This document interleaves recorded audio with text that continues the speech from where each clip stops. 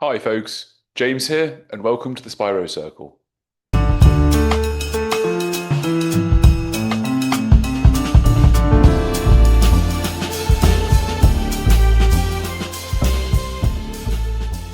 This week, I had a very interesting conversation with a gentleman called Derek Crager.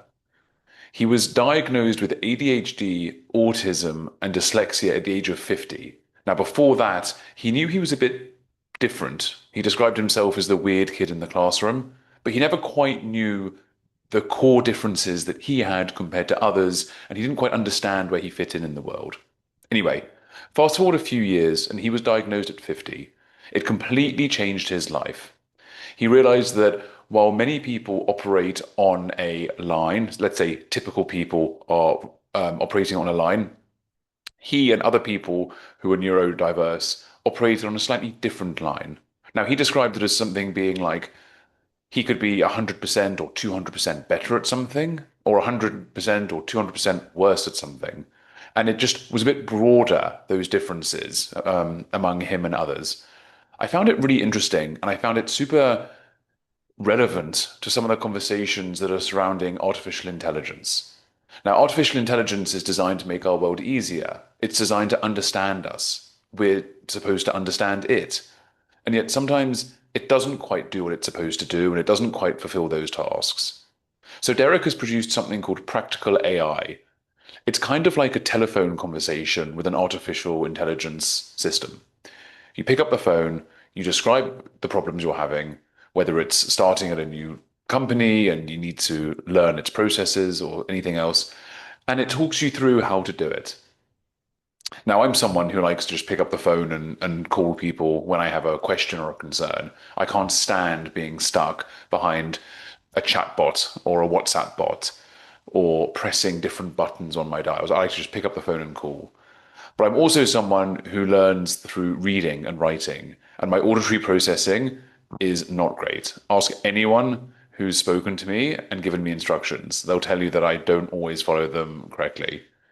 So I wanted to speak a bit more with Derek about what it meant to be neurodiverse, what it meant to be neurodiverse in a world that's being engulfed by artificial intelligence. And I wanted to understand some of the best ways that people can learn or grow or develop in a world that's being completely engulfed by technology. It's a super interesting conversation. I listened a lot more than I normally do because I just had so much that I was taking in. And I really hope you enjoy it. And I really hope that Derek shed some insights as to what it means to be neurodiverse in this world.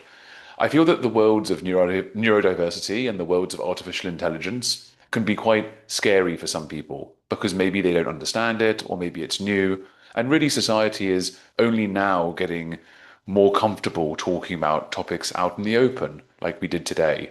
So I really hope you enjoy. I really hope you learn.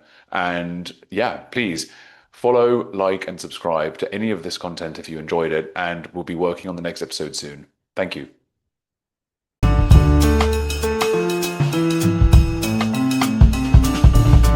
Derek, thank you so much for taking the time. Well, I appreciate it, James. Thank you for the invitation. I'd love to understand a bit more, please, about your journey and some of your career and how you've led to, or how it's led to where you are today, please. Talk me through a bit about what your journey looked like. All right. Well, I was one of those kids that people didn't understand growing up. I um, actually disowned by my parents at a certain point in life, and I was still trying to figure everything out. So, came out of K through 12 school, going to university and trade school at the same time, and ended up sticking with the trade school. Followed up in industrial construction, worked at some big pharmaceuticals, big automotive, and then I stayed in automotive for about 15 years. Left that, built my own company, the largest of its kind in my home territory, and then back into corporate and wrapped up at Amazon. And my journey through that was blue collar, worked the floor, tools, fix, repair, engineering, diagnostics. Got into engineering and process engineer. And then the last about 10 years was in learning.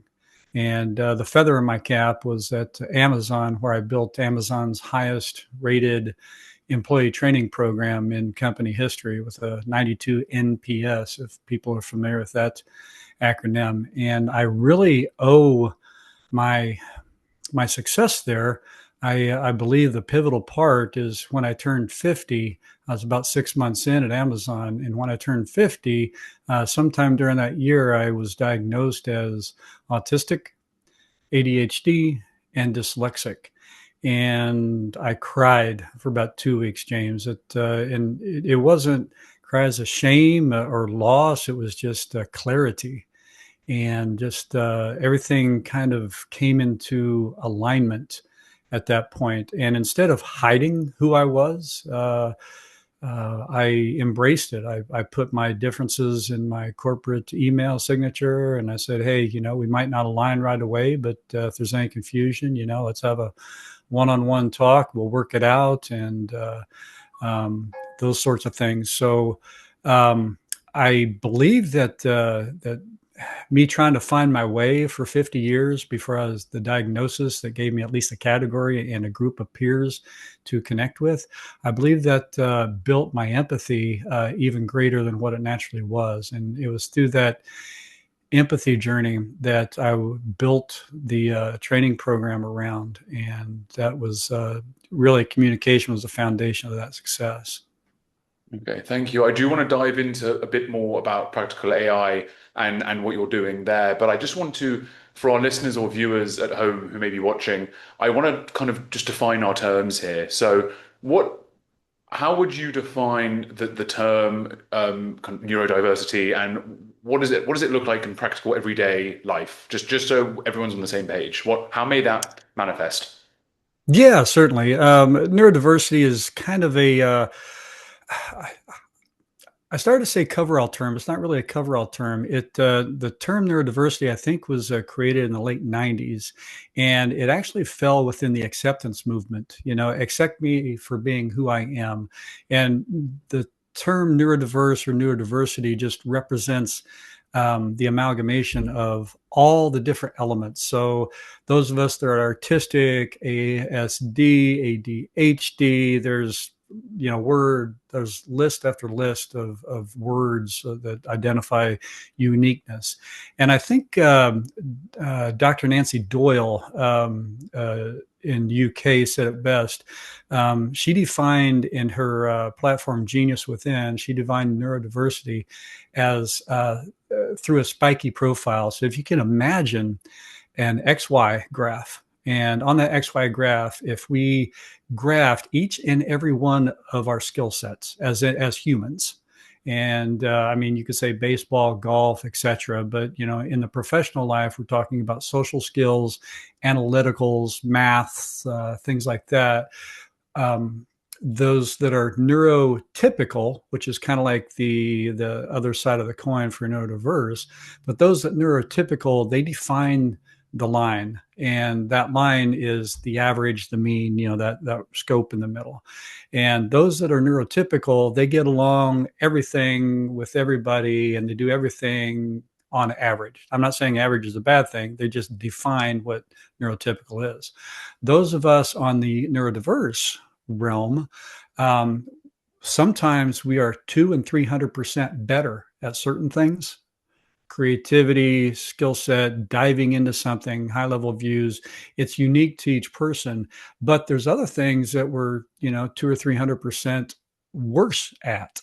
And so what happens is that we're judged in our professional life more often than not by the things we do bad, or our blind spots, the things that we don't do well. And that has led to one of the highest rates of unemployment for any group, any, I don't know if demographic is the right term, but those of us that are neurodiverse, we get pushed out because we don't fit in. And but if we're really accepted for the things we do well, and there was a great manager at Amazon who, God bless her, Kim Chavez. She knew that I did things exceptionally well, and she knew that I had blind spots. So she's the greatest leader I ever worked for, and she she encouraged me to do those things I did at 200 and 300%. And at the same time, she had my back and she covered and she filled in the gaps for those things I didn't do well. So that's what leadership is about. So as far as the term neurodiversity, to bring it all around, it's those of us that don't fit the norm. And just because we are neurodiverse or autistic or ADHD doesn't mean that we mirror other individuals with that same label or that same category. It just means that there's variation. So there's more ups and more downs rather than everything kind of being grounded or sounded out. So I hope that helps a little bit. It's wonderful. Thank you. It's so interesting to hear it all play, described the way you describe it, and when you mentioned it being part of the acceptance movement, you described yourself as the weird kid in school, and it's just so we're getting to a point now in the world where people are being recognized and embraced for their differences, and not necessarily what gets them to fit in, but it's what helps them stand out. I want to bring it into the realm of tech because a lot of why we're talking today and a lot of the things that I've spoken about in the past is how tech is changing the world and specifically artificial intelligence.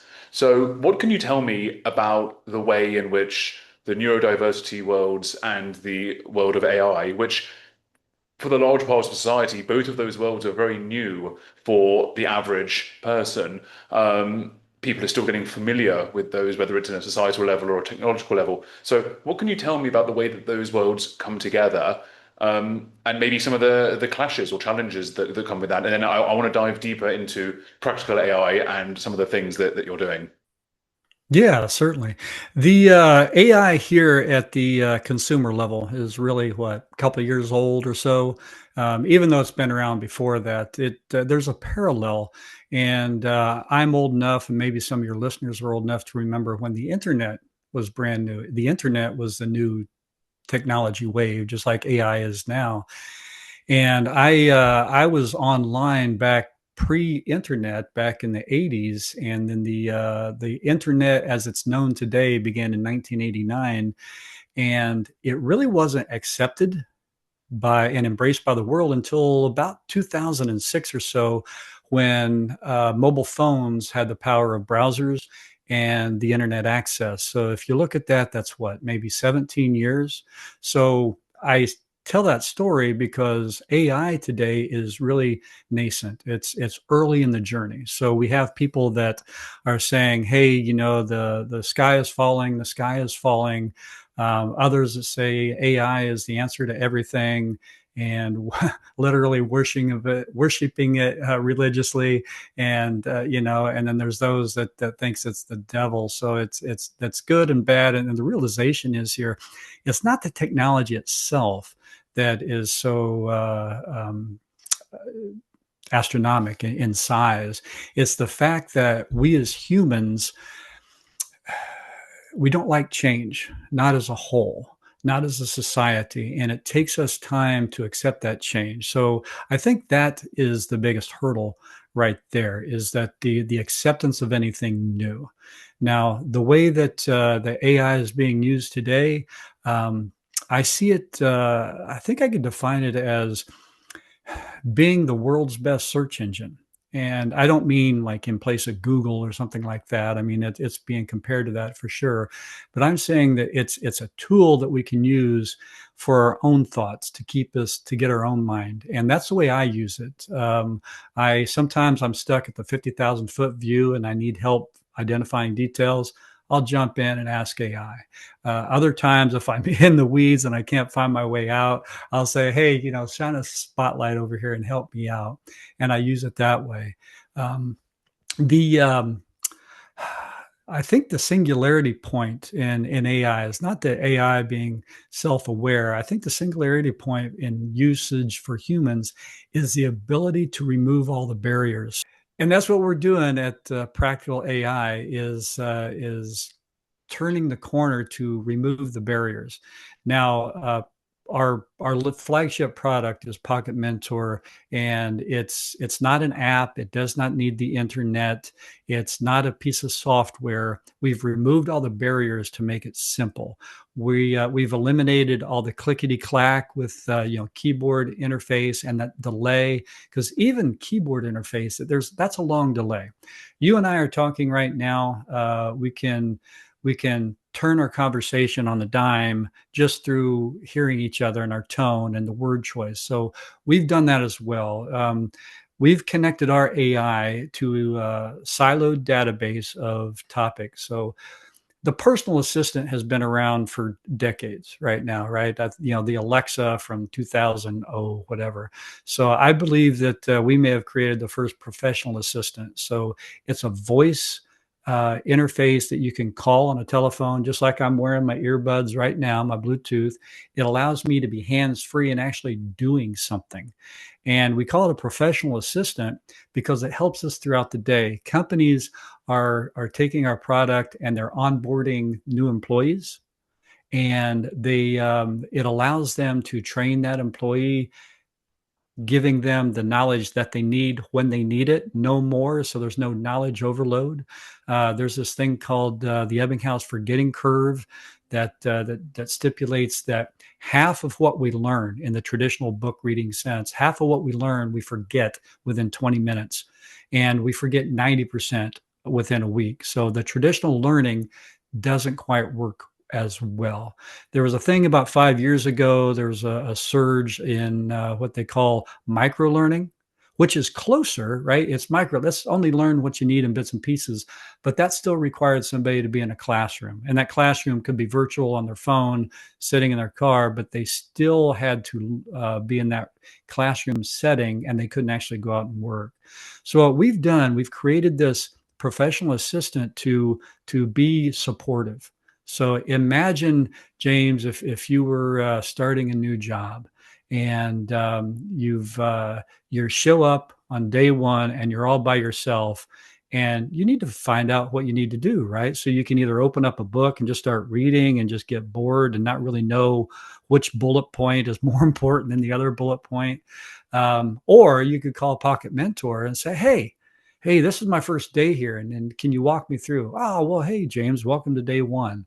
And this is our mission. This is our vision. This is how it applies to your job. So the first thing we like to see you do is this and this. And it's very supportive. And then you can reply back conversationally.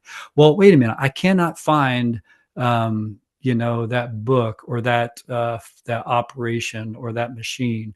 Oh yeah, no worries. What floor are you on? Okay, well, you go up to floor 5 and it's down the hall on the right. So it's friendly, it's conversational, and the neat thing about it is that it's scalable. And that's the important part here. We want to augment humans and their knowledge. We're not looking to replace humans. Nothing that we do replaces humans. We make humans so knowledgeable with our AI in Pocket Mentor, we make them irreplaceable. So it sounds like I went down a path there, and hope you can sort that all out. But I'm passionate about this. No, it's wonderful because the way you were describing it, it tapped into so many pain points that I feel each day, which is when someone feeds me, I'm a reader and a writer by nature. So if I'm following instructions, literally, if someone is speaking to me, I cannot follow those instructions. My auditory processing is terribly weak. But if someone writes it down and I just read it the once, I've understood it. However, on the flip side of that, if I'm struggling with something, I don't want to be dealing with chatbots and forums and typing away. I want to just get on the phone and I want to speak to someone and I want to say, this is my problem or this is my challenge. Help me through it. And so something that I'm finding in kind of these modern day settings is there's no number to call ever. You can never just get on the phone and speak to someone about the challenge you're having, whether it's in tech or paying your bills or ordering something online, nothing. So you tapped in, at least for me, you tapped into two very interesting pain points. Who are some of the people, or what are some of the companies that are using practical AI right now? Well, what do they call all the privacy things they If you can't let can, us yeah, if you can disclose share, because I don't know if you can share. it's experimental for them, right? They're piloting and they're testing and they're expanding, and they either don't want their customers to know or they don't want their competition to know, and it's still a sensitive subject because we are just 2 years into this. But what we're looking at is the latest one that we moved into is manufacturing. Manufacturing is huge. Everybody wants to have a large manufacturing base, but the problem that we have here in North America is that, and I really haven't read the room across the world, but there's a shortage of skilled tradespeople. So specifically, there's maintenance, engineering, and under maintenance, there's electrical and pipe fitting and machine repair and tool makers. So there's all these categories of these blue collar tradespeople that there's these roles that they could not be completed by AI even if we tried. So what we have today in the shortage is that we're hiring people and we're shaking hands with them saying, all right, well, we'll just train you on the job. But then there's no time to train them on the job. And because of the shortage, there's not enough trainers to train them. So our latest one is an electrical mentor that let's say you have a manufacturing line that runs on motors. Most everything. I mean, there's motors, thousands of motors. I think at Amazon, to have over 10,000 motors in a facility wasn't even a large number. So if you can get down and diagnose motors and motor controls, then that solves a lot of downtime issues. And anytime that production is down, that costs money. And if we can keep the production lines running, we can keep more people employed. So what we do is we take the technicians that they know their safety, they know their lockout tagout procedures, but maybe they just need a little reassurance. And it could be in an evening shift, it could be 2 a.m. on a Saturday, and a production line goes down, and they have this error code. And they go, well, now what do I do with it? So they have to look at the error code and go back to their workshop and dig it up and then come back. Or maybe they find the error code on a search and it says what it is, but they don't know how to diagnose it. So our latest product is actually to diagnose, go through the five whys diagnostic to Ishikawa, and just say, hey, okay, what's your error code? Oh, great, so that's a motor short. This is how you solve that. Start here. We'll check here, and then go there. And if the neat thing about our AI is that it's not just AI on the front end of a knowledge base. We take about 60% of it and apply the psychological human factor to it, and it automatically adjusts to that individual. You said that you learn better through writing than auditory, and that's one of the things we teach is when we train trainers is that, hey, there's kinesthetic learners, there's visual learners, there's written learners, there's auditory learners, and instead of creating a class that speaks to all four, then because that now we're diluting our knowledge, we're diluting our training, and nobody's getting the training they need. Our AI goes in here and talks conversationally, just like you and I are, and tunes to that individual. So if this individual knows enough to do the diagnostics, then it will walk them through the diagnostics, and it'll say, "Oh, well, try that. We'll check the motor. We'll check the switch. Check the uplink." And if the technician says, well, how do I check that? Well, they'll say, oh, okay. And then we all know in the internet, the ELI5, right? Explain it to me like I'm five. And it helps illustrate. And we found out that this auditory support person, it makes the human feel um, reassured. It gives them the information that they need when they need it and allows them to talk through things, just like they would call their friend, their dad, their grandfather, a subject matter expert, an engineer, to talk them through something. We're doing the same thing, only at scale and for pennies on the dollar, which allows us and allows companies to empower their workforce and make everybody as good as their best employee rather than just that one employee where they kind of sweep the pile up in the corner and they say, let's wait till Jim comes in on Monday morning to fix it. So we're leveling the playing field, and that's one example right there, James. It sounds amazing. I would love to hear what it sounds like because I can think of nothing better than something that just doesn't so clearly lose patience with me while I'm speaking on the phone. To Yeah, keep yeah. the tone of like, yep, you're doing great, don't worry.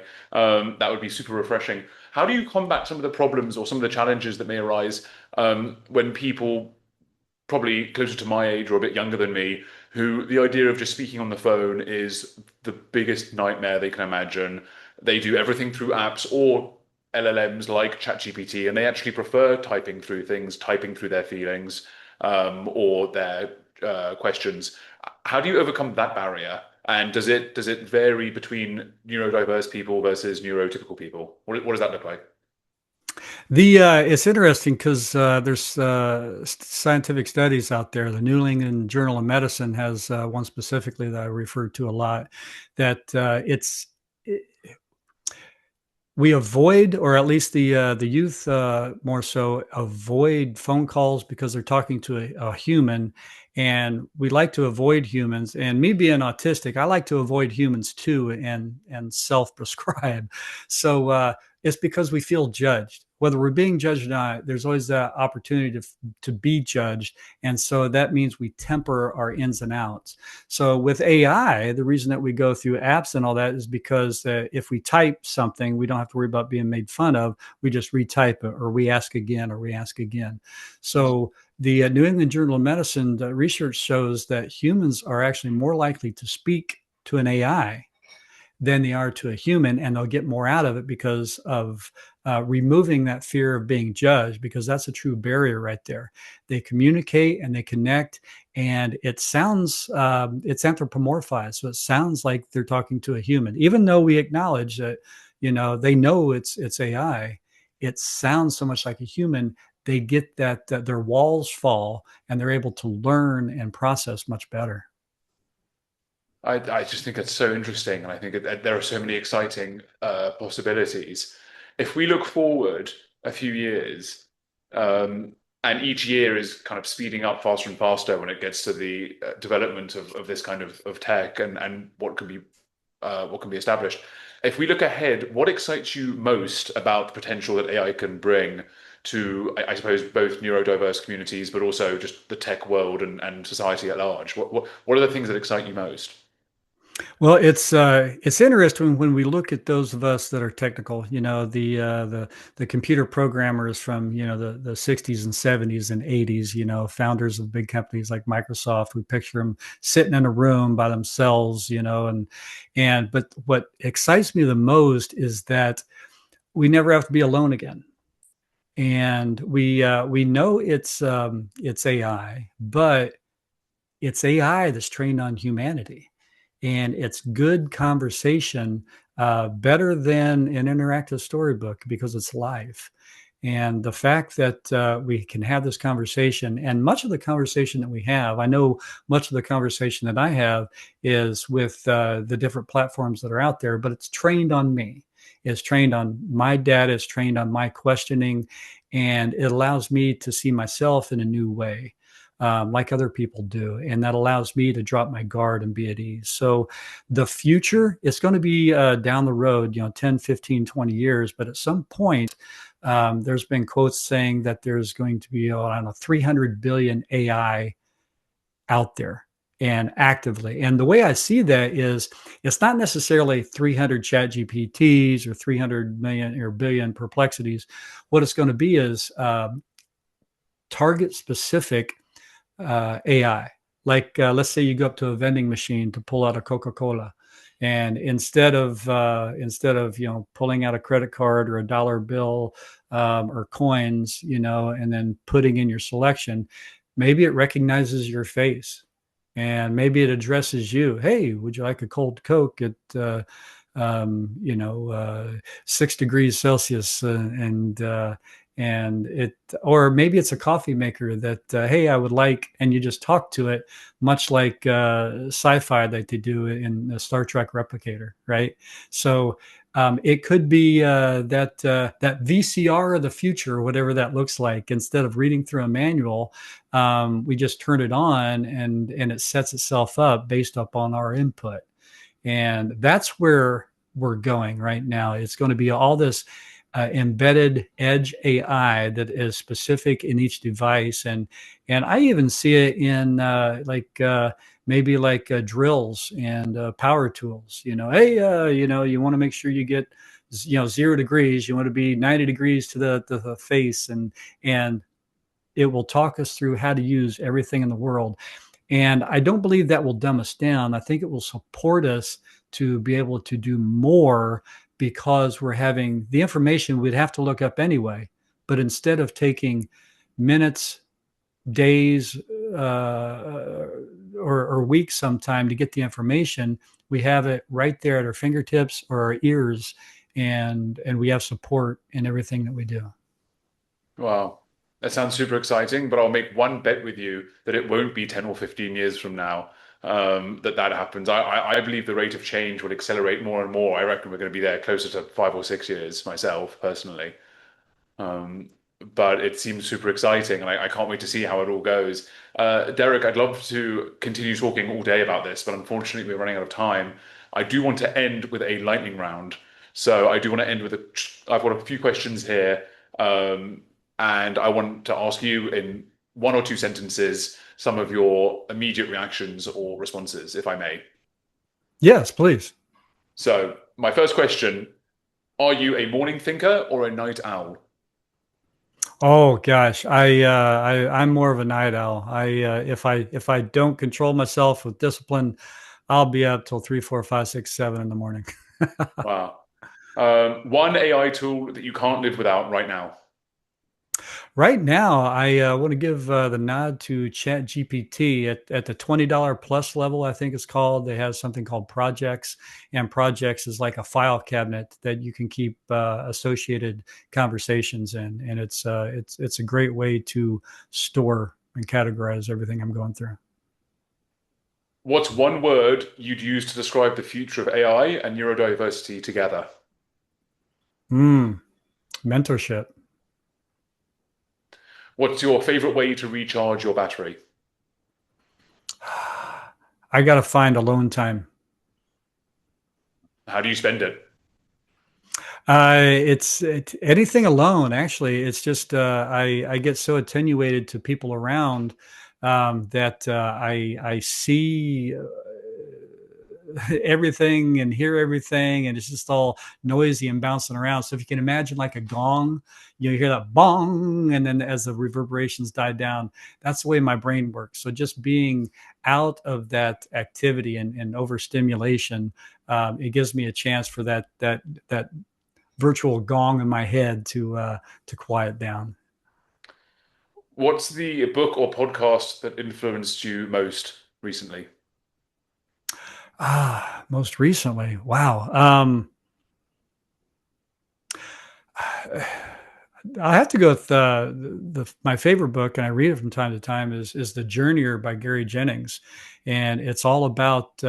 It's a dramatized version of Marco Polo from when he was a child to his deathbed, and it's just that Marco Polo is there's nothing that he's scared of. He's always looking for knowledge, and that's the really it defines my life. I'm always looking for knowledge because I think knowledge is powerful and it's key to human quality of life.